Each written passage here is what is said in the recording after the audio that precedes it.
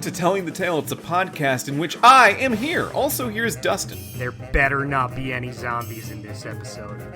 Dustin, today we're going to be talking about The Walking Dead Michonne, Episode 3, What We Deserve, and there are zombies in it. I'm sorry about that. Shit. That's okay. You didn't know. I had a suspicion, if I could be honest. I thought it might be true. Well, I wish you had told me. Well, this is our 80-something official Telltale episode that we're covering on the show. Released originally on April 26th, 2016. Written by Nicole Martinez, Erica Harrell, Desiree Proctor, and Joshua Rubin. Designed by Michael McCormick and Jean-Francois Guastalla, perhaps. Directed by Jason Latino. And with all that in mind, Dustin, yes. Why did Gunn put a love in my hand?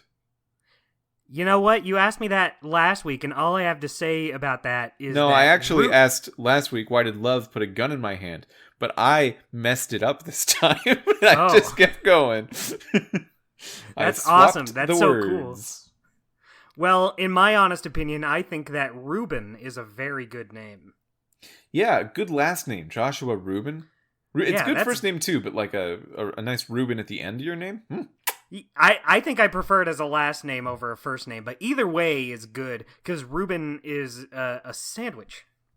Yes, and I adore being compared to a sandwich. Dustin, you're dodging the question. Why did love put a gun in my hand? I don't know. Maybe it was born that way. Wait, my hand? No, love. Oh, love was born in a way that would encourage it to put a gun in my hand. Yeah. I don't think we talked about this song yet. I don't think so either. Yeah, it was in the other two episodes, but we didn't bring it up for whatever reason. I think the first time I heard it, when it was the theme song of episode 1 of The Walking Dead Michonne, and Dorothy, who I looked up is the artist responsible for crafting the song, sang the lyrics, "Why did love put a gun in my hand?" I heard that and I thought, yeah, that's pretty good. And then, well, actually, I think my first thought was that it was, why did Lord put a gun in my hand? Like, maybe talking about God in some way? The Lord? Yeah, but I couldn't hear the lyrics. Turns out it's not Lord, it's love. Yeah. I agree with you. It is a good song. I keep forgetting to bring it up, but I think it's a cool intro. Yeah. We didn't talk about it in the first episode, did we? I remember not. No, we didn't talk about it in the first episode, and then in the second episode I heard it and I was like, yeah, I really like this song, and then we didn't talk about it. In the third episode I heard it and I thought, this is the best song I've ever heard. I don't know if I'd go that far, but I do like it, and I think it's cool having like all the comic panels in the background. It's a very nice stylized intro. Yeah, remember how we had that little side quest into researching the history of the song "Busy Earning" for the first episode of Tales from the Borderlands? And we found out it was in all these different video games, and like 3 different video games from all around the same time. Yeah. So I found out that this song is also in Far Cry 5. Ooh. And I looked at the which is not released at the same time. That was a few years later after. Actually, was it? Good question. Yeah, I'll look it up. Far Cry 5. Maybe you're a far cry from correct. It was only 2 years after. Okay. Well, that's enough that I wouldn't necessarily consider it around the exact same time. Well, certainly not in the way that Busy Earning was. But yeah, it's like it had a vibe. It had a moment. Yeah. Okay, so I went to the YouTube page for this video. I watched it. There wasn't a video. It was just like uploaded with the album art, a still image. And everyone in the comments section, it weirded me out because they were all talking about Red Dead Redemption 2. A game you hadn't even brought up yet. A game, well, for a good reason. Because I looked it up, it's not in Red Dead Redemption 2. I guess that would be a good reason, yeah. Yeah, it's a great Why are reason they to talking not about include it? Well, I had to dig deep because I couldn't figure it out. And I went back to the like credits page for Red Dead Redemption 2 like 3 times looking Mm-hmm. at this YouTube page because I'm thinking like too many people are talking about it. This is silly. It's got to, if they're all talking about it, then it must be in that game, right? And then I saw Right. one person say, "Yeah, it's so strange to remember this was never in Red Dead Redemption 2, and it was actually the theme song to The Walking Dead Michonne." So it's like all these Wow. people just saying like, yeah, this would have been really good in Red Dead 2. That's so bizarre. That's I don't even know how to respond to that. Yeah, right? So It's like so it's a good amount of comments. There were like 5 or 6 comments on this video that all talked about Red Dead Redemption 2.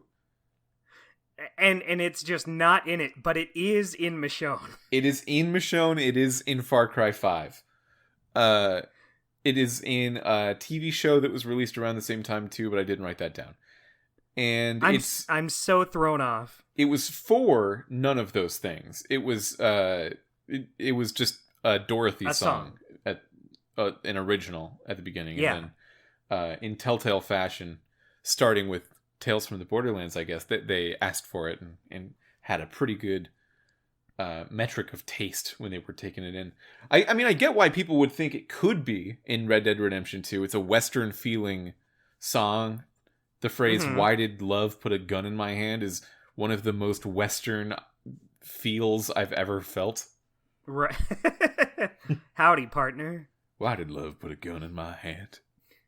Wow. Yeah, and then, yeah. I thought I was talking to a real cowboy for a second. Yeah, really. I should put that under lock and key. I know that's too powerful. You could break that out at parties.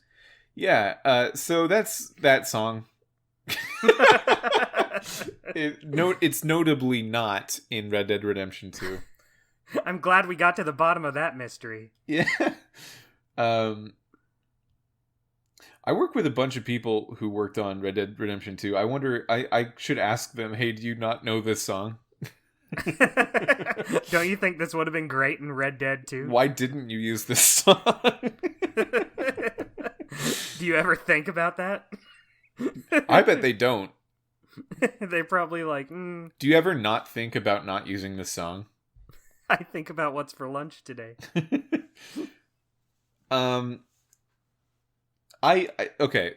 We've done a disservice to the episode immediately because I think it's a great episode. Yeah, it was good. I enjoyed it. You played it like, was it a whole week ago or was it just like during the week? You played it like a while back. Yeah, it was like just under a week ago. I was trying to get some stuff done. I edited the podcast and I thought, oh, I'll just play the game now. And I did it basically right after I edited the last podcast. Good job. I just played it before we started recording. Yeah, I know. You're coming fresh. Like, you've come fresh off the games before, but this is real fresh. Oh, I don't think this is even the freshest I've been. That is true. I've known you to really come off of them. I think this is one of the best episodes we've played in a really, really long time, and I don't think you're there with me quite yet. But I've had the week to think about it. I really liked it. Really, really liked it. Well, even when you finished, you said it was really good. So yeah. I mean, I liked it. I don't want to sound like I didn't, of course. But yeah, I don't know if I'm quite up there on your level quite yet, but I'm sure by the end of it, I will have been convinced. So in the last episode, we were talking with each other. We had that decision to either kill or not kill Randall at the very end. Mm-hmm. And that Randall guy. We had landed on opposite sides of that decision, where I was not fussed putting a wrench into the side of Randall's head really hard. Right. Yeah, I thought it was just the way to go. I get it. You take one look at that guy and listen to what he says, and you're like, yeah, I could wrench you. Yeah. So I did that, and we were talking about that episode and that decision I think positively. We were saying like, oh yeah, that was, it definitely came down to some very practical things we had to consider. Yeah. Um, for example, with you, the Monroe people who sent Randall up there still had Pete, your friend, in their custody. Hmm. So you killing Randall would put Pete at risk. And I think that made a lot of sense for you. I had Pete with me, so I didn't have that exact You kind you of didn't fear.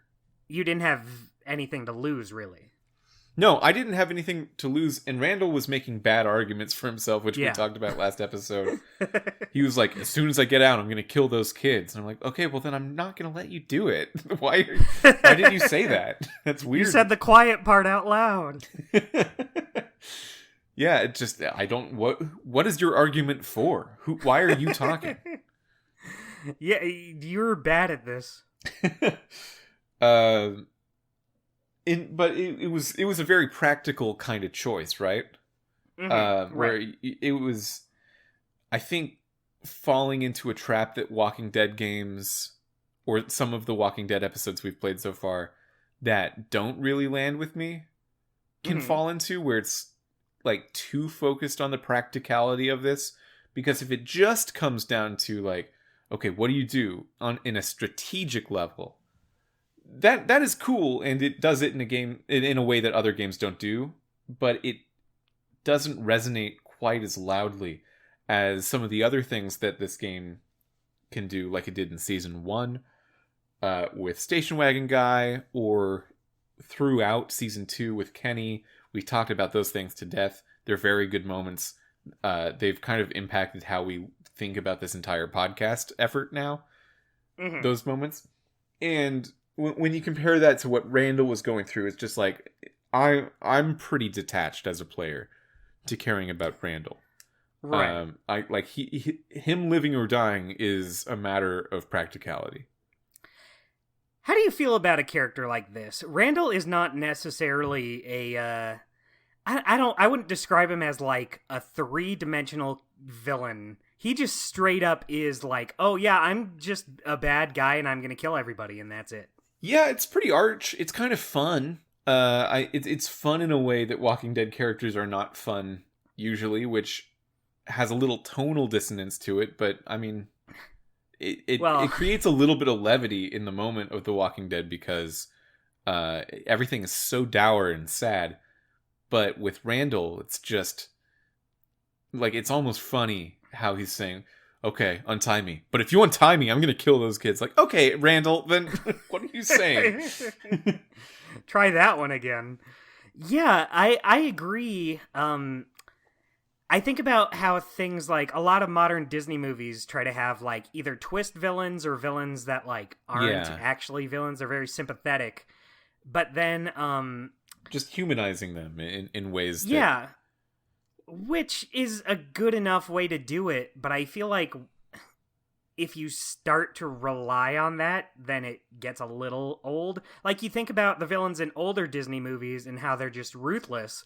I feel like you gotta have some stuff like that sometimes too, and it's cool. I don't know if I would say it's cool, actually, but it's neat.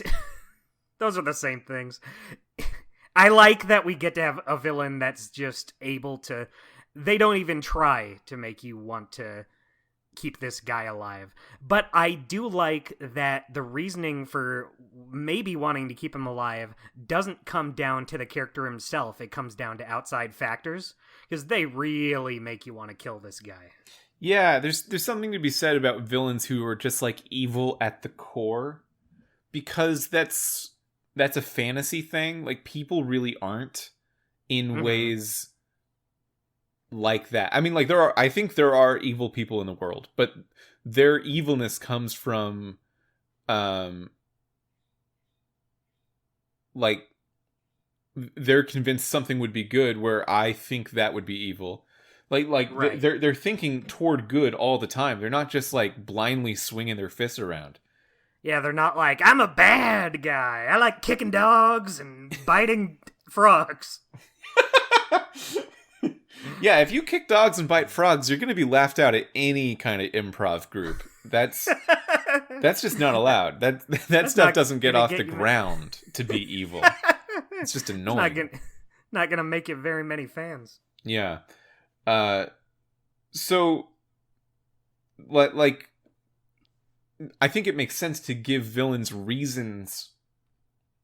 Like, there's a difference between giving them a reason and giving them a justification, right? Yeah. Like I think some of those early Disney villains that, like, oh, I really am just shitty. There's no reason for it. Like, that's bad, too. But then, like, going so hard in the other direction and, like, justifying evil, I think is pretty not good also.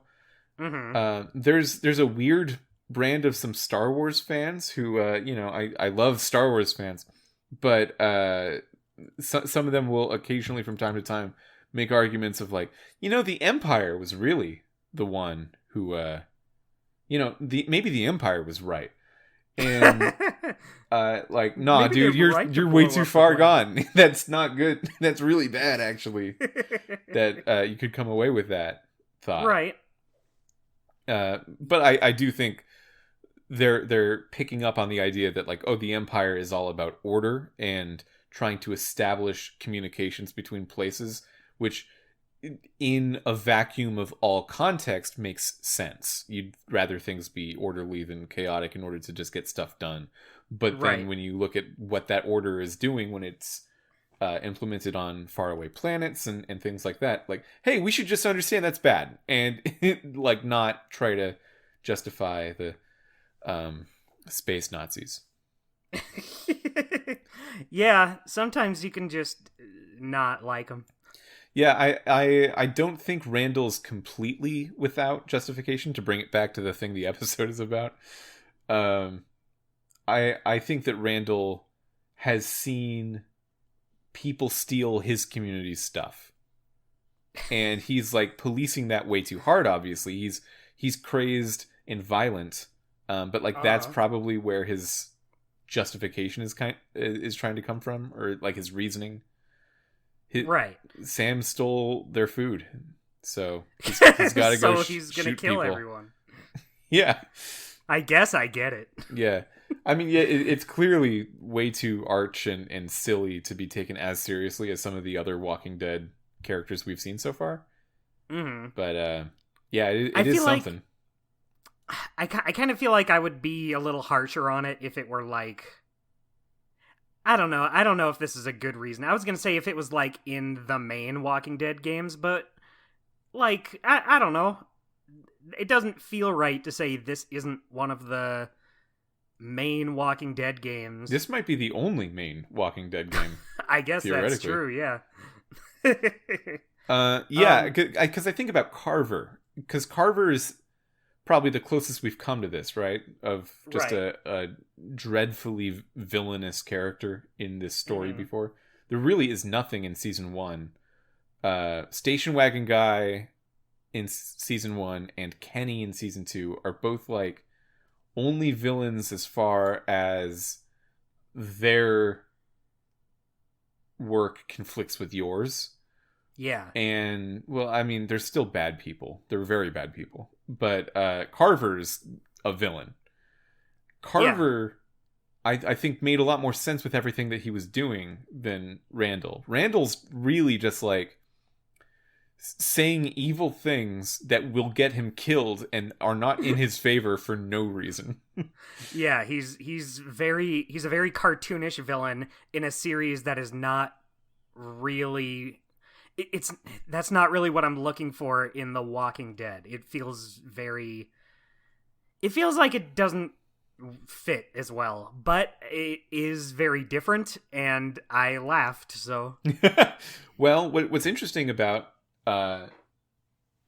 discussions about Carver is that, for me, he wasn't in this episode. That's true. Carver was not in this episode, but you know who was? Carver, for you. Yeah, that's true. Randall. What were you going to say? I was going to say Randall, but I forgot he wasn't in it for you. Yeah. So you actually did not get what I was about to bring up. I literally don't know what you're talking about. Well, there's no way you could. Randall was dead. So Randall, talking to Michonne, brings up how they sunk Monroe and he brings up how But do you have to have sunk Monroe? Because I guess I did too. Yeah, I mean, I just assume that's how it went down. You sunk Monroe with the flare. Okay, like there's no way around that? I don't think so. That seems like too big a thing to... Yeah.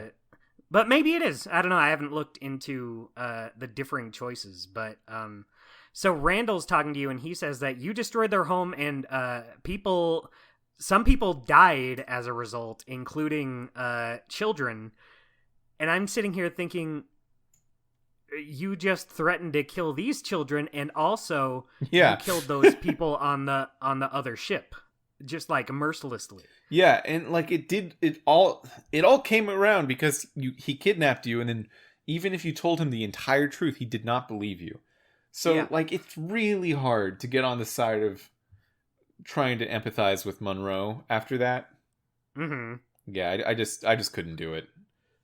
Yeah, I mean, it sucks whenever anyone dies, but I mean, Zachary, when the group shows up later, says it wasn't her fault. Like, he stands up for Michonne. Mm-hmm. So that is good, but just the gall on this guy, the absolute balls on Randall to bring up how people and children died after the things he's done. I was like, I don't like you very much. Yeah, it doesn't really come up in the episode, for me at least, but right. it was worth remembering. Randall probably killed that entire ferry full of people before the game even started. That's what you're told anyway. Sam tells you in the first episode. Yeah, that's casual backstory. Yeah. That he just killed a ferry full of people. Yeah, it's just something thrown out there. Mm-hmm. But yeah, Michonne doesn't say anything about it. It's not like Michonne can call him out on his bullshit, but I'm just sitting here thinking, you are bad at this. Well, for me, something a little bit different happened. He was dead. So he, very early in the episode, turned into a zombie. Ooh. As is tradition. Right, so I forget, you killed him with the wrench earlier, so so he is left to turn into a walker. Yeah, I killed him with a wrench. He's left to turn into a walker, and he's just sort of like rah, rah, rah, rah, rah, rah. He's still I'm scary. In the hand vice thing. They take him off, they tie him to a chair, and what they do is they put a bag over his head. And we sort of determine, okay, if we keep this bag on his head and we act fast in the moment, and everyone's armed, everyone here, because I still have Pete, remember, everyone here might be able to dupe Norma when she comes around, because she's coming. Right. Mm-hmm. We get a call on the radio from Norma, and she goes, Michonne, answer. And I can't have Randall answer anymore, because he's dead. That's true. So I just have to talk to Norma, and she's like, hey, look, I've got 3 of your people. We found your boat. We found Sadiq, Oak, and the other one, Berto. Yeah, the other one. So did that happen for you? Yeah, that actually did happen for me, but they put the bag over Randall's head because of how badly beaten he is. Oh, interesting. Okay. Yeah, I feel like, they got him all tied up. Maybe they should have just washed his face off. Yeah, I think that was definitely better in my version. I think they just were railroading the player into having a bag on his face, and it makes sense for the zombie version and doesn't. We're not getting rid of this bag. We're very proud of this bag. We animated it one way, so we gotta have that bag on his face. You know what's so funny is when Randall has the bag on his head in my episode, his voice is all muffled. Oh. And I just think about how, if he's a walker, he would basically sound exactly the same. Yeah. That's funny. That's just a funny little thing. But the way you described it makes me, I know this isn't how your scene played out, but it makes it sound like a sitcom plot. Yeah. It's like, oh, geez, Randall's a walker. All right, put this bag over his head. Yeah, Maybe they need to we do some can make Weekend it... at Bernie's shit. Yeah, the boss is coming over for dinner. Maybe we can get out of this. So Norma calls and says, "Yeah, we got your boat. They're fucked up. We're not going to touch them if you don't touch Randall, and I'll be there soon." And they just look at each other like, ugh. Yeah. That's basically how it turned out. Sam and Peter in the back, and they're looking at each other like, "Ugh, pull my collar." Yikes. Yikes. Yeah, so that kind of happened the same for me, except it's Pete that calls you on the walkie-talkie and tells you that they got the people on the boat. Oh, weird. Cool. But he tells you he's fine, and they're gonna negotiate. Okay. Did they capture Pete as well, or is he just behind? Well, Pete's with them. Okay, so they have... Yeah, they still have him. So they have 4 people that they're bringing to you to get Randall. For me, they only had 3. Right. And you know what's funny about this? I guess not funny, but thinking about it, if you had Pete stay with you, they would have less of an upper hand in the situation. Like, I guess that doesn't really matter at the end of the day, but like at the time I was thinking, oh, they have so many of my guys. I got one of their guys. Well, I mean, yeah, it I think we both played the situation that we had pretty well, where like if they have 4 people, keep Randall alive. Only 3 though, and one of them's not even Pete. You can kill that guy. I don't even care. I don't even care about Oak. I actually do like Oak. I do like Oak. I liked. I didn't care for him in the first episode. In the first episode, I said, "There's no way I'm going to remember all these guys. There's no way I'm going to care about them." But I think that flashback at the beginning of this episode endeared me to them more than anything in the first episode. Yeah, it was a flashback. We should bring that up real quick, at least. Just you're on the boat. Michonne's like distanced herself from the group, and then Oak comes over, brings her some coffee, and says, "You should play a card game." And that's basically it. But it's a nice little familial moment. That's the word I wanted. In the first episode, Oak is pretty he's kind of a hard ass. And I get it. This is not a great situation for anyone to be in. But here you kind of get him opening up to Michonne a little bit, it shows him in a softer light. Yeah. But in a way that worked. Like, I could buy him being this guy. I could buy him being the guy in the first episode. He's drinking a coffee that's entirely whiskey. Yeah. He's just that kind of guy. He's just that kind of guy. So you find out Norma's coming, though. And this is the big, what do you want to call it? This is the big conflict of the episode. You need to go around the house giving people guns. This is a big walk around and click on stuff moment in the episode. You can give everyone a gun. I didn't give Alex a gun. Alex is the youngest boy. I also did not give him a gun. James, though, I felt like he was old enough to have one. You can handle this. He was like about 13 maybe, which is you're an older than Clementine. I did write down in my notes, just gave a kid a gun. Feel pretty good about it. I feel conflicted, but I think it's going to work out. It's already done. Yeah, he's like probably, I said 13, he's probably younger than that considering how old Clementine feels, and she's like 11 in season 2. Yeah. Yeah, this guy's probably 10, maybe. Yeah. But he can have a gun as a treat. Yeah, I mean, Clementine, you gave her a gun when she was 8. Yeah, but, like, there's other people here. And also, like, I was trying to take care of Clementine. I was more like... I guess I'm trying to take care of James and Alex, but more in a way of, like, please just don't die on your own. Like, I'm not your parent. Just go ahead and not die on your own, please. Right. Yeah. You give Sam a gun, you give Pete a gun, you give Paige a gun. Paige, the character that we only referred to as Blonde Lady in the last episode. Yeah, Paige is her name. And they don't, like... I guess they do outright say, they tell you that Paige actually has no relation to this family. She's just, I guess she's just someone like Michonne who just, like, found them and needed to live. Yeah, that's how it sounded. I thought at first that maybe she was like a carer for the mom. Yeah, While she was I thought sick she and had dying. some sort of... But no. Yeah, I guess. Yeah. She's just sort of around. Yeah. So you pass out the guns. You have a nice moment with Alex. You have a nice moment with all of them, really. But Alex in particular is just stuck in a closet with a bunch of blankets and toys and stuff. And he's just freaking out. He doesn't know that his dad was just shot. Yeah. So you have a choice of how you want to tell him, like, because he's asking for his dad. And you can tell him he's dead, or he's probably not coming, or he'll be here. What did you say?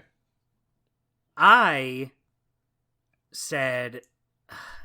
what was the exact wording? I believe I said, like, he can't come right now. I said that too. Yeah.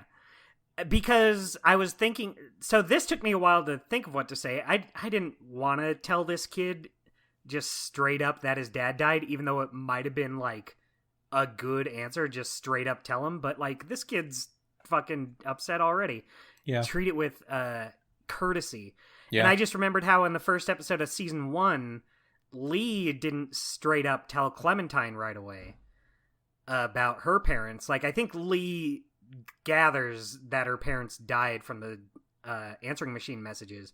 But he just tells her, I think it might be a while. Yeah, with Lee's thing though, like it's even with the answering messages, he's not sure. Not really. He's pretty sure, but he doesn't actually know. He didn't see it, but Michonne did see the actual death.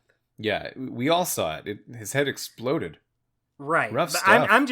I'm just trying to tiptoe through this minefield. I'm trying to treat the situation, like, just as delicately as I can. And I don't think it was a good call, because you see Alex is a little peeved off at you later.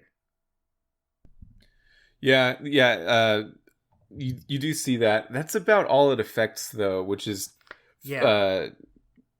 pretty tasteful, I think. It's just, you can see the emotional impact of that choice, and then you move on.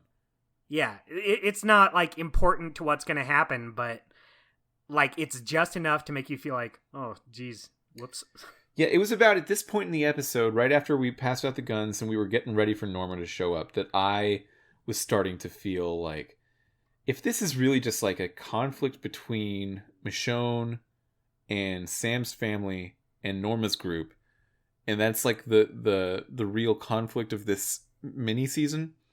I don't know how into it I really am. I don't think Norma's group has presented themselves as being ideologically interesting enough to be thought of in that way.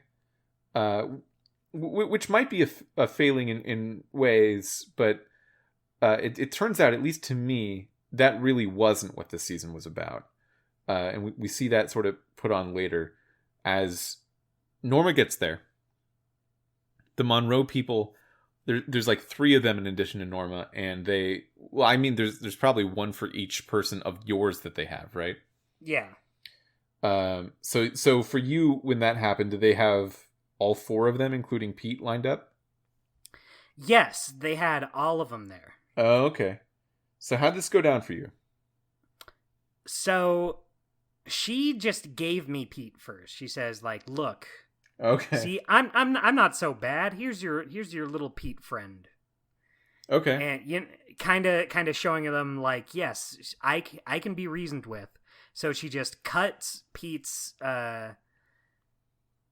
restraint, and he goes back with his group, and then she asks for Randall. So this kind of happened with Sadiq for me. Okay. Sadiq was sent over pretty fast, just like right at the beginning. And we knew that we just couldn't send Randall over because he's a zombie under that bag. So we did, like, we showed them Randall's face, and then we like pulled them back and stuff, and just tried to give them a little taste of there might be Randall here. I don't know.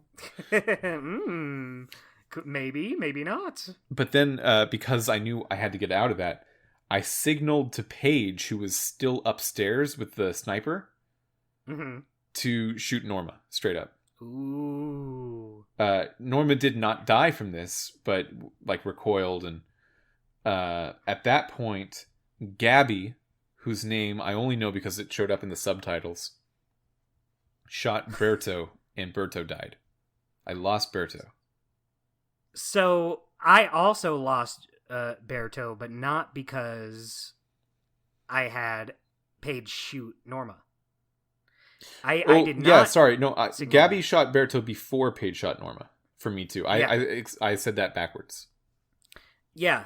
So, I'm guessing it went the same, where she's just kind of freaking out. She's like, no, she destroyed our home, so I'm gonna shoot one of her guys. Yep. Yeah. Yeah, she's a real shithead. Yeah, she sucks. Yeah.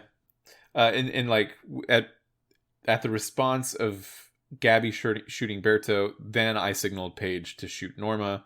Norma did not die. She was staggered back, and then during the commotion of that, Oak ran in on his own. Ooh, okay. So how did Oak go for you? Is Oak alive? Yes, Oak lived for me.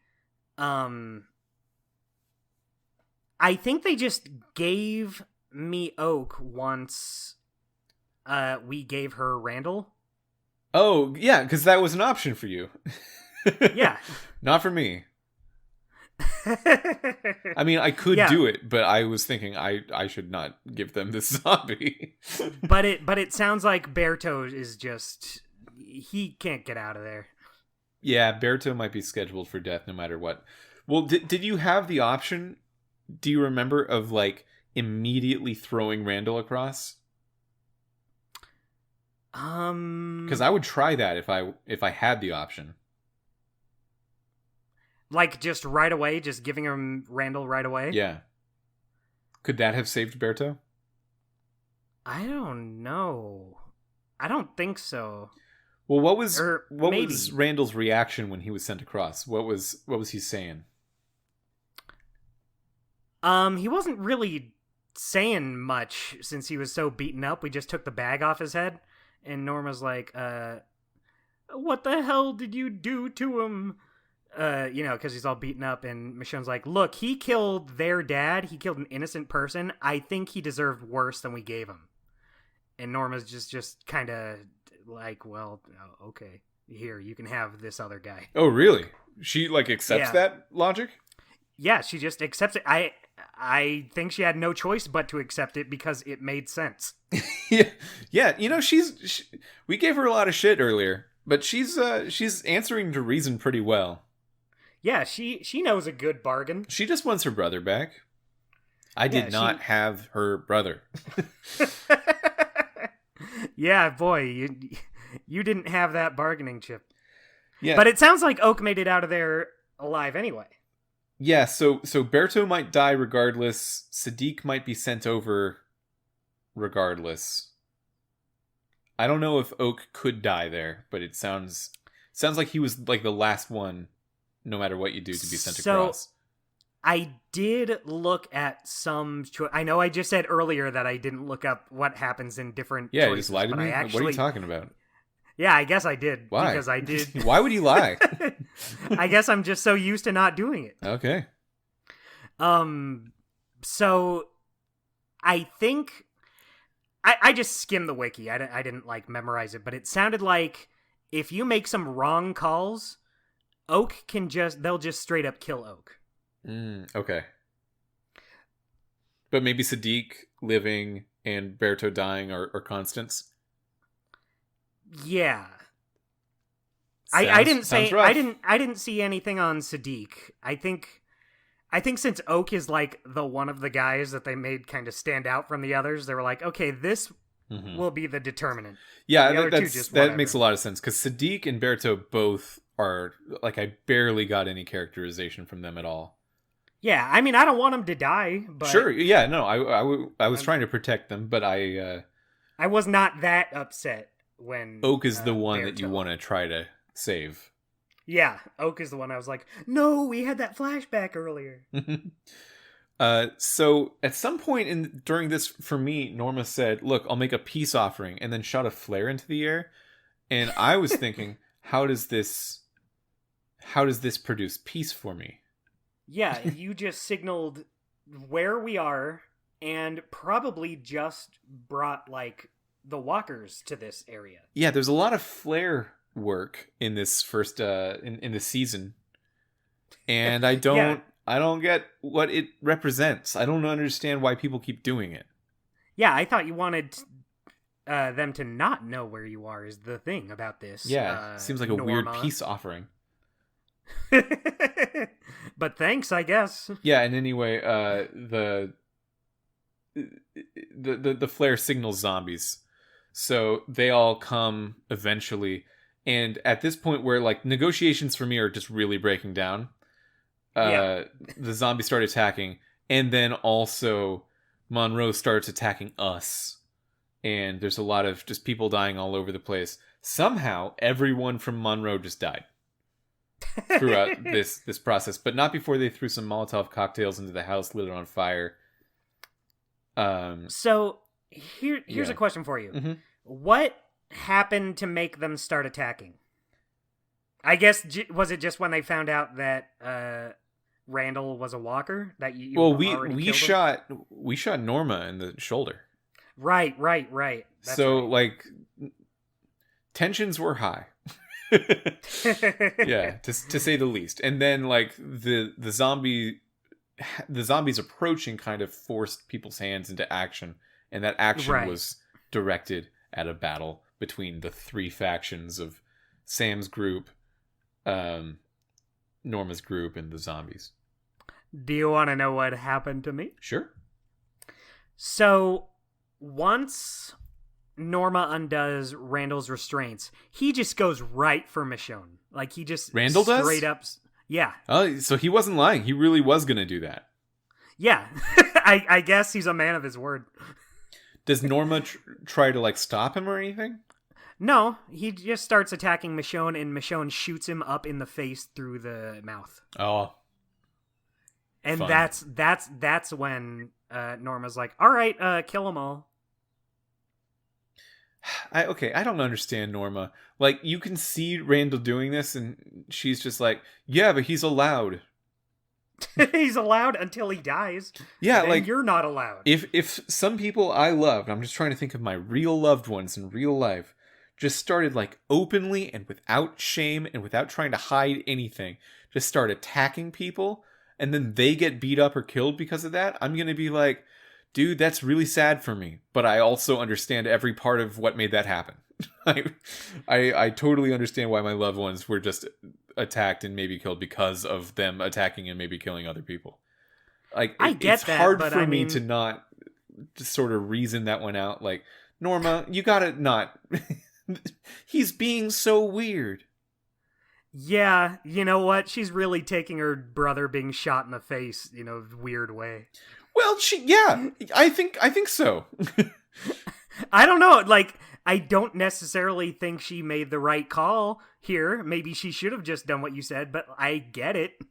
I get what it, would yeah. drive her to do this. Yeah, I get it, but I guess what I don't get is everyone else in the party being like, Norma, he just attacked her. Like, everyone else doesn't have the brother relationship that Norma has. Well, tensions were high already. Like, it seemed like everyone else from Monroe wanted to kill these guys. They were just like, Michonne and they just fucked up our home. Yeah. We're really angry and agitated. So I think they were just looking for an excuse. Yeah, I think it's this, like, this already willingness to, just to really hate Michonne's group that seems to come in a lot of ways out of nowhere if you just, like, were around enough. And I think Zachary is my avatar in this situation, right? Where Zachary's like, dude, I saw what happened to, like, how could they have done anything else? And then people like Gabby are like, yeah, but I gotta shoot. And then Berto dies as a gesture. Yeah, I mean, some people are just like that and awful. Mm-hmm. Some, like, it's easy for us to say these things. We're not in the middle of a giant apocalypse with people shooting one another over zombies. Like, it's easy for us to say, you know what? I would have just done this. Yeah. But we weren't. Yeah. We weren't there, man. So at some point, you're fighting Norma, and it's an action sequence. There's some quick time events and stuff. But she is eventually bitten, and then you have the choice to either end her suffering or just let her be eaten alive by a bunch of zombies. It's pretty gruesome. Yeah, what did you choose? I ended her suffering. I didn't see a reason to not do that. So the idea of dying to being eaten apart feels rough. Right. So I also ended her suffering, but the main reason was because, well, I didn't want there to be more of these things. But at the same time, yeah. I guess, like, what's one more when you're already being attacked by, like, several dozen? Yeah, the difference between, like, 15 and 16 is not... It's not going to really make a dent. Right. That was just my thinking at the time. It makes sense. Well, it makes sense. That's a whole other walker out there that could just get us from anywhere. There's also been a lot of talk in this season about... I don't think we've seen it that much of, like, about turning into a walker is worse than just dying. Mm-hmm. Which, like, I guess I could have, felt that way on my own. But people really have gone out of their way this episode to say, like, he didn't turn, right? When they're talking about Greg. Yeah. Like, he didn't turn, right? And, like, that's their concern when he died. And I chose to tell them, no, he didn't, even though, like, how could he not, right? Yeah. I also said that. Yeah, so I guess I was primed to just think, like, yeah, anyone who could become a zombie not becoming a zombie is probably good. Probably an overall good thing. Agreed. So then your party, it's all in the house, and it's burning down because of the Molotov cocktails, which they just had, by the way. Yeah, they just had them ready to go. Maybe they foresaw this happening. A Molotov cocktail is like, it's obviously very scrouty row. You can just put it together. But, like, you still need to think, like, okay, well, let me set up this rag and let me make sure the alcohol is exactly the right level within the bottle. Let me light it. Ooh, okay, my lighter's not clicking. Okay, got it. It's still, like, not an instant thing. And whenever anyone in a video game throws one, it looks like you had an already lit Molotov cocktail in your bag, which is very funny to me. Good thing I had this ready for just such an occasion. Yeah, and I think it's this moment where the episode turns around for me. Not that it was bad, it was fine, but Michonne comes to, and she's in the burning house, and they kind of do what they were doing a lot in the first episode, less in the second episode, and we hadn't seen it that much in this episode yet, but before, where they were transitioning back and forth between Michonne's like inner psyche recreation of trying to find her kids when it all went down, and reality. Yeah, it's great. And you know what? You just reminded me of earlier when you're giving the guns to everybody in the house. Mm-hmm. You see visions of Michonne's daughters just running through the halls, and it got me, like, every single time, because it does this this sting, this audio cue every time, and I'm just like, ugh! It's a bit of a jump scare when you're passing out the guns and just see them running around in the background. Just the fact that it got me, like, 4 times. It's like, stop. But yeah, as you're going through this building, the house as it's burning down, you just keep reliving this moment of, okay, it looks like what we saw before was actually fake, of Colette and Elodie running into the apartment and then, like, the phone ringing while they're running away. That never happened. Yeah. What actually happened was maybe weeks before the apocalypse happened, before the zombie outbreak happened. Michonne was going on either a business trip or separating from her husband. I couldn't exactly glean that aspect of it. Yeah, it seemed like her and her husband weren't necessarily very close at this point in time. Yeah, Her husband seemed a little resentful that she was leaving. I'm going to assume that she was separating from her husband and the father of her two kids. I could see that, yeah. Um, Because she was like very upset about it in a way that I don't necessarily think would have come through if it was just her leaving for like a business trip or something. well, she was very upset about it in the version that we saw, but like Yeah. this is all a recreation with her in the modern era thinking of it, of how it could have gone. That's true. You know, the way it came across to me when playing it was just a business trip, but her husband is very like he's just their relationship's probably like been on the rocks before that already. I could see that, yeah. And like he's annoyed that you got to leave your family and your kids again for an extended period of time. Exactly. So I don't know if they were split up just yet, but you know, maybe they were. But I think it's conveyed well enough that things were not good. Yeah, because if I can be completely honest, up to this point, every time they would like cut away from the main action to give Michonne this moment with her kids, in like some flashback or psychic episode or something, I was a little annoyed. Not very annoyed. Annoyed is a strong word, but I was like, okay, yeah, let's get through this, because I felt like it was taking away from the current action of the episode, which is what I was making all the decisions for, right? Right. Like I'm making all of these Telltale-esque decisions about how to handle myself in this situation. So this situation is what I'm concerned with. And that backstory might be cool if I knew Michonne more. But again, we didn't read the comic or watch the show enough to have that connection with Michonne. Yeah. So like up to this point, I was kind of saying, yeah, I mean, like it's cool. I get what they're doing, but I'd rather let's just focus on the task at hand with Norma and Pete and Sam at least, and see how those characters have their own arcs. But during this moment, I realized that they were giving us the option for the first time of really changing how something went in one of these flashbacks. Because Michonne is just freaking out. She's having the worst episode she's ever had with getting inside of her own mind and stuff. Right, definitely not her day. And she's talking to her daughters. And her daughters are saying, look, do you have to go? Can't you just stay here? And the dad's in the background saying, girls, you gotta let your mom go. And then... Go ahead, let her go. You have the option. After like so many temptations with this they've given you throughout 3 episodes. They've given you these options of like, why didn't I just stay there? And they've really drilled into this idea of like, you should have just stayed there. You could have just stayed there. You could have stayed with them. She said it out loud multiple times. And so she's kneeling there. She's talking with her daughters. And then they eventually start raising it to the point of like, okay, do you stay there or do you leave? And meanwhile, while Michonne's all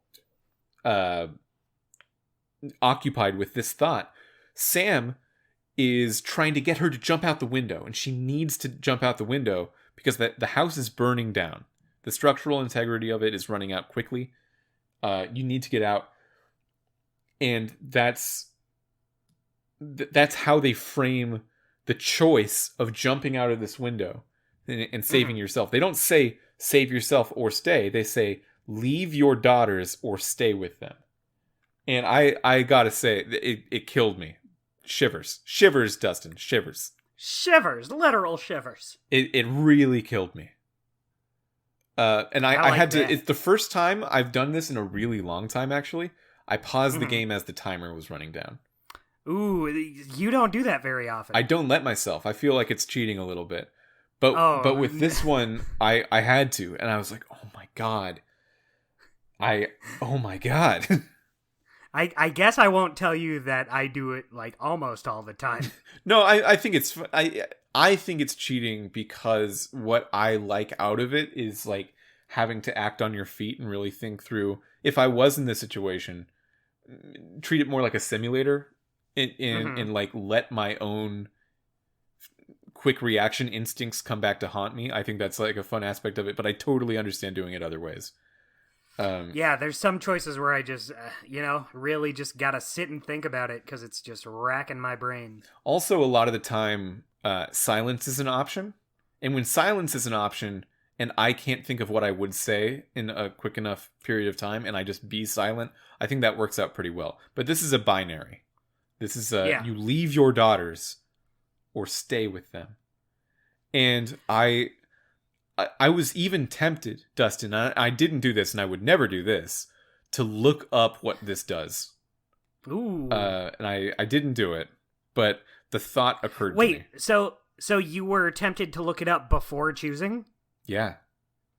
Ooh, see, that's different. See, if you had said you were tempted to look up what happens after making your choice, that would have been fine. But you... Oh, yeah. I mean, I do that a lot. I just... Because we need to talk about all the different options in the show. But you thought about seeing what you would get. I thought about cheating, straight up. I thought about, like, cheating in this game. And... But I didn't. And what I came down to after... I was paused for maybe 10 seconds before making my choice. I came down to the idea of, like, I know I can't undo this. And I knew this the whole time, but I think what is so brilliant about this miniseries and how strong this ending comes together is that, like, the whole time I was sort of backseating Michonne through the last 3 episodes, saying, like, yeah, all that backstory, literally what I just told you, like, I'm bored with it. Let's focus on right now. On the now. Yeah, and then it brought me to a point where they were like, okay, you're focused on the now because you don't have to continually relive this choice all the time. And do you see how much it's affecting you? And I said, Game, yes, I do. I do see that. Thank you, Game. Thank you. Thank you for bringing that to my attention, video game. And the game made the choice that Michonne is dealing with all the time as hard for me to make as it was for her, which I think is exceptionally hard to do. Great game design, amazing choice, great writing. Telltale kind of had they kind of had the juice at this point, Dustin. They did. They had the juice. So that's where a lot of my appreciation of this episode comes from. Yeah, I can see that. I think that's awesome. I think that's great that it affected you in that way. The choice is great. For me, it was not a hard choice. Yeah, you got to leave your daughters, right?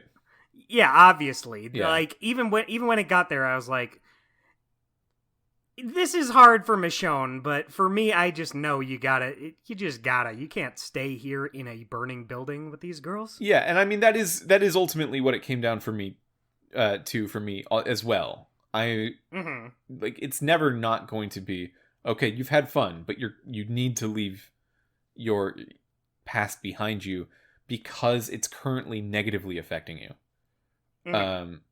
And like that, it just is the right answer. And I think it's interesting to think about this miniseries juxtaposed with New Tales from the Borderlands, which we just played, because that is also a game with a lot of choices that turn out just to be like worse or better than other ones rather than the path through the game. And we gave that game a lot of crap for that. We did not let it get away with that without a fight in this podcast. Like, the idea that there can be distinctly wrong choices, that feels antithetical to the point. But, like, this game has that, too. Right. I looked up later what happens. Well, just to say first what happens if you leave your daughters. Sam pulls you away and you both get out the window and then you're fine. But if you stay with your daughters, Sam grabs you and you're still pulled out of the memory, which is kind of what I was like wondering. Like, if I stay with my daughters, do I just get locked inside my own mind But no, inside of this burning building. that would be optimistic, almost in a weird way. What actually happens is that people need to deal with your selfish bullshit of trying to relive the past. And Sam grabs you and throws you out the window, but then Sam falls through the floor because you took too long. And Sam dies. Yeah. So in staying with your daughters, you've caused Sam's death because you cannot leave the past behind you. And you're too preoccupied with it and not focusing on what can still be done. You know what I think makes it different from New Tales from the Borderlands is here it's done like once. In New Tales from the Borderlands, it felt like the whole thing was built around like you got to make the right choices to get your skateboard score up. Yeah, I think putting a number on it was also bad in New Tales from the Borderlands. Like the fact that there were 4 different percentages that we were measuring the whole time, that did not feel good. Yeah, the whole game is based around picking what they want you to pick, not picking what you want to pick. Yeah. And here, it's just one choice, and it's a choice where, like, it's pretty obvious what the right thing to do is. Mm-hmm. Yeah. But it is cool that they give you that choice regardless. Yeah, to be clear, what I was saying, like, taking the time on that, it wasn't that I found it not obvious, because I knew I had to leave my daughters from the beginning. It was just like, I went through the stages of grief, almost, of trying to, like, bargain. Maybe it's okay if I do even though I knew the whole time, like, no, it's not okay, and you need to choose it. You know what you need to do, but it sold how important that decision was to me. Is kind of what I was reeling through. Yeah, it was a choice that was hard for the character. Yeah. Yeah, I can vibe with that. Well, I mean, they made the choice harder for me as the player without making it more or less obvious. There's a difference between difficulty of choice and obviousness of choice. It was very obvious. I had to leave the daughters, but it was still very hard. Still a tough choice. Yeah. And then so you get away with certain members of your party either alive or dead, notably Sam. And you get Sam and Oak sound like the big ones. Sam and Oak. There's a spin-off. Hey, Sam Oak. That's Professor Oak's name. Whoa. Anyway. you get back to the beach, like where you originally came from, Monroe, and you have a conversation with Pete, and it seems like things are going to be all right for him and Michonne, but Pete very nicely, I think, kind of kicks you out of the crew and says you need to go back to your old people. Yeah. Which is where she came back into the picture in The Walking Dead. Yeah, perfect. What a loop. They made it work out, I assume.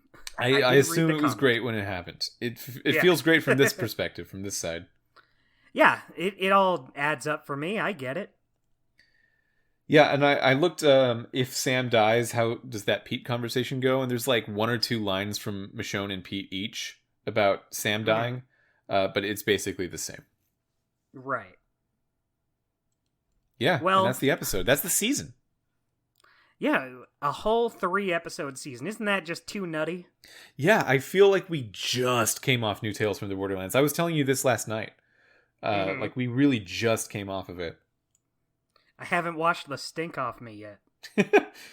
Is there anything else you want to talk about with episode 3, What We Deserve, or The Walking Dead Michonne in general before we head into our segments? You know what? This episode was good. I did like it. And last week's episode, I was saying I don't believe that there will be enough time for us to really spend some time with these characters. I said that too. House. I said that too.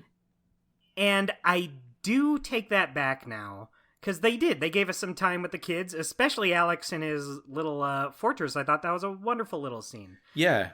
I think that thought really emphasizes like how important a finale episode is, because you can just like it can hit for you or not, and if you're putting so much weight on it, if it doesn't hit, it's like that tanks the season. Yeah. I do still wish we kind of got a little more with them, because I feel like with the family members moment, yeah, just because like I think back to like season 1 and how like whenever a character died in season 1, I was like devastated. I was like, no, well, not always, but sometimes. But here I'm just thinking like, if these characters had died, if I had let Sam die by falling through the floor, would I be that upset? And the answer I came to was, I guess, kinda. Yeah. Like, I just feel like there's no way around it. Like, they do a good job with what they're given with the 3 episodes. Yeah. But I do feel like I would have gotten more out of it if it had been a full 5-episode season. I agree that even though I really like that setup, I don't think Sam as an individual is resonating that strongly for me compared to maybe how far she could have gone in a full season. Yeah, exactly. But that's also me judging the game for what I want it to be over what it is, I guess. And what it is, I think it does a good job. And I enjoyed it. Yeah, like for that moment for me is all about Michonne's inner conflict and inner journey. And Sam is like the resultant of that, depending on how much Michonne is stuck in her ways or not, is like it's represented by having Sam die, which is going to affect Michonne, but like, yeah, I agree. It doesn't really. I mean, I want her to live, just because it's preventable. Yeah, just because I want all of these characters I don't want anyone to die. Yeah, like unnecessary deaths. You're gonna try to fix it anyway. But like, I think the weight of that, the heft of that, is just on how it affects Michonne, not in and of your relationship with the character Sam herself. Right. Mm-hmm. So for being a 3-episode season, I think they did a great job. Mm-hmm. It's just in the back of my mind, I'm thinking like, how would I feel if this was a full season? And it's not fair to what it is, but I think about like maybe Paige could have been like a big character. Yeah. Maybe you could have gotten more time with the boys, or maybe Sam could have grown on you more, and you get a little bit of it, but not a whole lot. You know what I think it might be?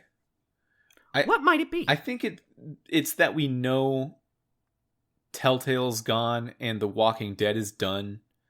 That, like, especially for you, because for me, I have 2 more seasons left. But for you, it's like, I could imagine that finding that you don't hate this, I mean, even like this spin-off season of The Walking Dead that you never got to have, like, you're going to want more out of it no matter what. Yeah. And I think that's a very understandable reaction. Yeah.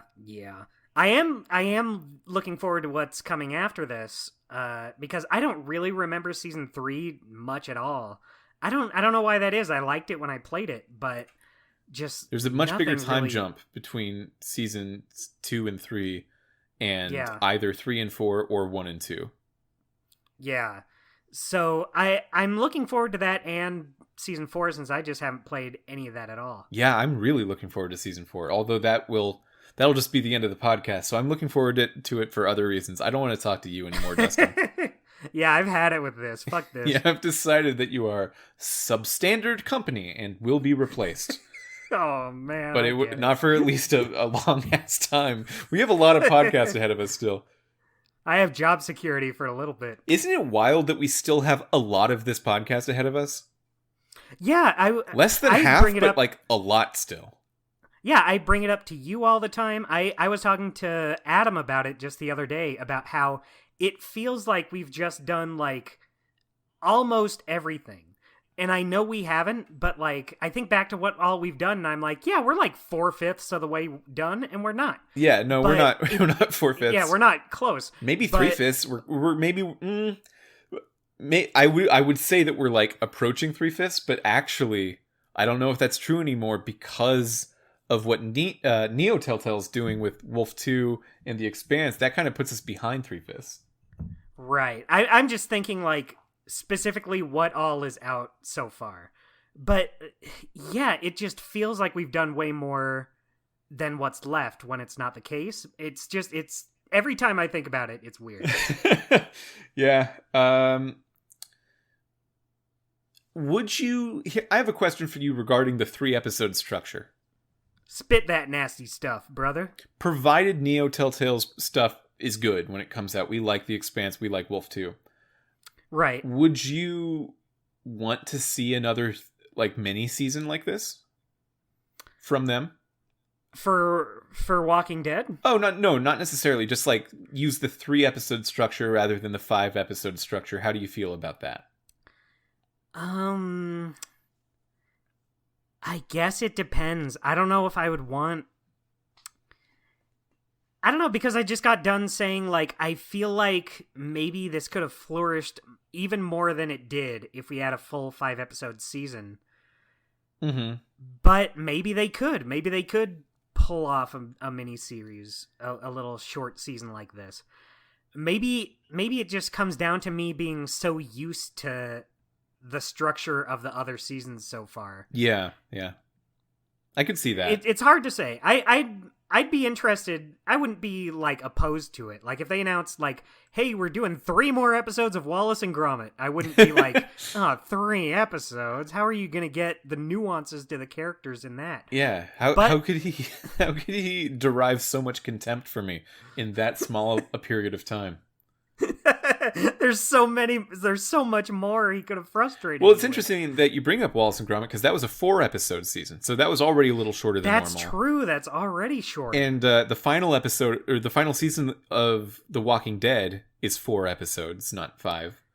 That's true. And, I wonder how that goes. Well, I'm assuming that 4 episodes, based on how I felt about Wallace and Gromit, is just not. It's not going to feel any different than 5. 4 is basically 5. Right. It needs to go down to 3 for us to feel it. Yeah, I agree with that. And I hear great things about season 4. I just hear a lot of people really enjoyed it. Yeah, you want to get into our segments here for The Walking Dead Michonne episode 3, What We Deserve. I would love to get into a Mitchell. Well, who's your weekly guy? My weekly guy, I'm giving it to Oak, even though we didn't do that much. Okay. I really like that scene at the beginning and how much it warmed me up to the character. Like, having a character that's cantankerous, but kind of has a soft side. You know, it's nothing, like, new, but it made me like him more. And I just feel like no one else besides Michonne. Like, Michonne had a lot to do in this episode with her hallucinations. That's great. And no one else does a bad job, but it just comes down to, like, not having the time to really let very many other people flourish. Although, you know what? I would say Alex is a good runner-up. Even though you only have that one scene with him, it really makes you feel for the character. My weekly guy is Michonne. Yeah, I mean, that just makes sense. Yeah, especially because I've withheld the title from Michonne for the first 2 episodes. Right. And we talked about it on the episodes. We were like, I don't really know who she is. I definitely know who she is now. It got me. I am over the hump of not knowing who Michonne is. I'm 100% aware of who that character is written to be. Not just in terms of her backstory, but like her personality. I get it. Good job on writing her. Good job, Telltale. Yeah, I went into this season thinking, like, I didn't know anything about Michonne, so I thought she was just going to be another, like, Molly-type character who's just good at everything. She has all those swords, and she's still alive and can keep other people alive, and that's really not the case. Yeah, and I wonder if they did give Molly, or, what's her name, the other one that was basically the same, Jane. I wonder if they did give Molly or Jane a 3-episode arc like this, that we would grow to like those characters as well. Oh yeah, I'll put Jane aside. Jane's different. Just Molly. Like, imagine if Molly got a 3-episode arc like this. I bet you could do a lot like that, or a lot with that. Something that lets you get a feel for who the character is, rather than just being immediately good at everything and having all the snappy one-liners. Yeah, especially when was it called Hawthorne? Was that the name of it? With the group that she was with. What's Hawthorne? Hawthorne's a thing. Hawthorne's a thing. I feel so embarrassed that I don't remember. Which one's Hawthorne? Was that even in Walking Dead, or is that am I getting that mixed up with? Okay, Telltale. I think I just have so Hawthorne. much. Crawford. Okay, so what's Hawthorne? I don't know. It's Michonne's last name. That's fine. Oh, nice. I'm glad we got to the bottom of this mystery. So piggybacking off of your weekly guide, Dustin, my golden moment is the scene in Alex's fortress. It's also mine. It's a good one. It's a really good little talk. Yeah, it's nice to have. It's the quiet before the storm. It's a nice little moment where you can just sit and talk to someone, and just have like a sweet little conversation with someone before people get bullets in their heads. Yeah, and this reminded me a lot of Sarah in that first Sarah conversation in season 2. Where, because they're both characters that their dad has prohibited them from learning about the walkers. Right. But in this case, I like it a little more than that, because I always felt uneasy about that in regards to Sarah. Like, she has to know about this eventually. It will doom her. And eventually did. But... Whoops. Yeah, whoops.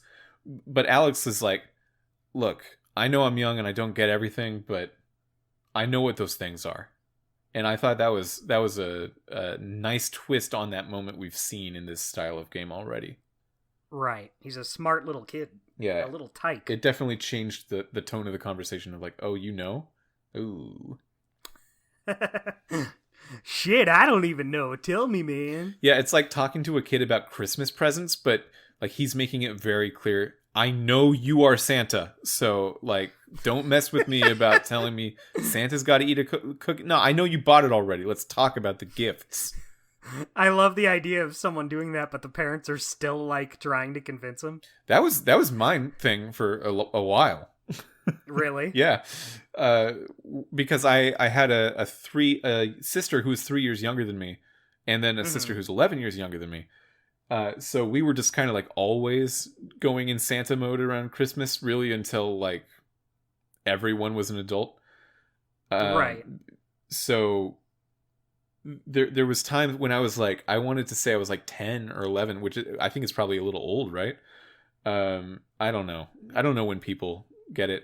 And I'm telling my mom, like, Mom, I know this shit's not real. I know it. Little Mitchell Wolf coming in with like a quivery lip, yeah, and watery eyes. She had to take me aside and be like, Mitchell, I know that you know you're old. It's for Lindsay. And I'm like, oh, okay, I get it. Okay, it's fine. I get it. Want to know how it went for me? Yeah. So I believed in Santa a little longer than I should have, just because I wanted to. Dustin, I love that for you. I didn't want to be like, no, I don't want to believe that there's no magic in the world. How old would you say? Probably 8 or 9, maybe. Oh, okay, that's younger than the age I just said my thing was. You're good. Yeah, but it still seemed old to me at the time. Yeah, I mean, I really had it even like 5 years before that. I was just sort of like, I guess we're doing this. I'm sick of this Santa shit. It's just like passive aggressively. Yeah, I guess Santa sure enjoyed the cookies. Yeah, I remember one of my uncles going like, so which one's your favorite reindeer? And I'm like, oh, we're still doing this shit? Vixen, I don't know. Dancer. Yeah, Reggie. Rudolph, I guess he's the brightest. Yeah, he's the one with the song. He has the movie. Donner doesn't have his own movie. He has the movie. Yeah, boy, this segment went to Christmas somehow. Choice cut. choice cut was whether or not to give Randall back to Norma. We were talking about okay, yeah. before this show. I was having a hell of a time picking a choice cut for this. Even this, I'm not like super wowed by, but I do like that it has like so many different outcomes. You just gotta figure out how to play your hand. Yeah. Like, for me, when it happened, I didn't even think twice. I was just like, yeah, here, have him. Now give me my guy. It's fine. We did like our little trade.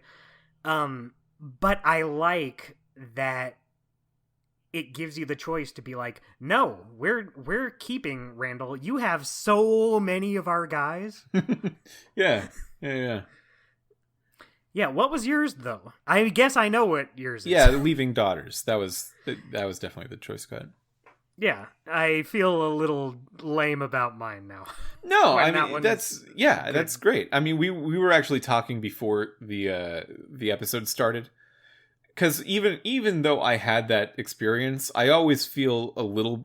Maybe it's just the hipster in me, but I feel a little lame saying that my choice cut is the one that they were centering the episode around. Yeah, but I'll just say they did a good job and let them have it this time. Yeah, I do think they did a good job.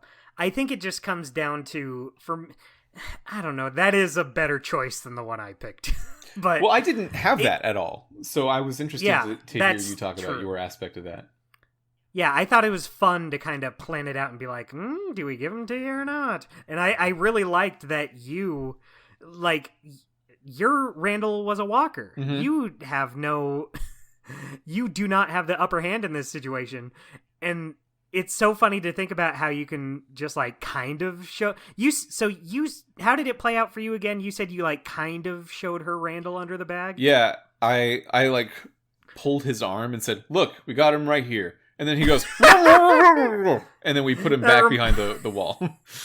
That reminds me of the scene in Toy Story when Woody's like trying to convince them that Buzz is there and okay. Yeah, it was a little. It wasn't actually funny in the moment, but like thinking back on that, it's pretty cartoony. Yeah, it's so funny the way you described it, because it's like, how is this a good choice for you to make? Like, how is it a good choice? She's gonna know something's up if you're just like, here's his arm. Well, she literally says he better not look as bad as he sounds under that bag. There better be the rest of him with that. And Norma was almost my weekly guy, because I could tell in that moment Norma knew, and she was like doing that very familiar thing when that you were just describing with Santa Claus, where she knows, but she's she wants it to be true. She wants the lie to be real. Yeah, she's trying to convince herself of it because she doesn't like the feeling of knowing the truth. Yeah, what I recently did with a landlord who I was talking with about a house that was great and definitely not a scam and fake. I at a certain point in the email process, I knew this was fake, and kept emailing him, and maybe it's fine, maybe it's good. Turned out to be very fake. Yeah. I need a place to live. It's not good. This guy was your Santa Claus.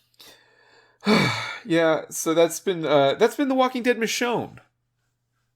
It's been good. I enjoyed it. I had a good time. I had never played this before. Yeah, a compact little thing. I know your roommates, especially Andrew, who got really into The Walking Dead, like passed this one up at first. Mm-hmm. Just because it's not like the same continuous story. That's why I passed it up at first. Yeah, I mean, if you're going to skip anything, this is a safe one to do. Like, skip this first, and then skip 400 days, and then at that point, you're just skipping canon parts of the story. Yeah, then skip, like, Season 3, then skip Season 1, Season 2, you know, until... Yeah. All you have left is Sam and Max Season 2. Yeah, this is a pretty good season. All you have left is Maui Better Blues. And that's it. I guess it's better than nothing. So what are we playing next week, Dustin?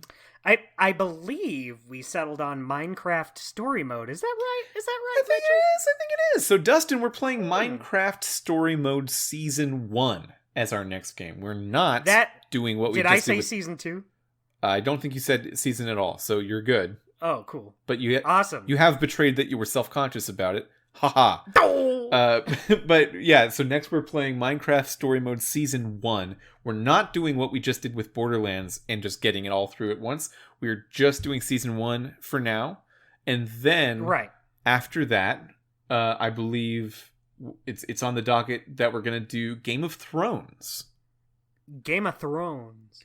Yeah, so I think like the big ones of this era of Telltale are Walking Dead, Wolf Among Us, and Tales from the Borderlands. So now that we're like beyond those, we're doing Minecraft and Game of Thrones and stuff.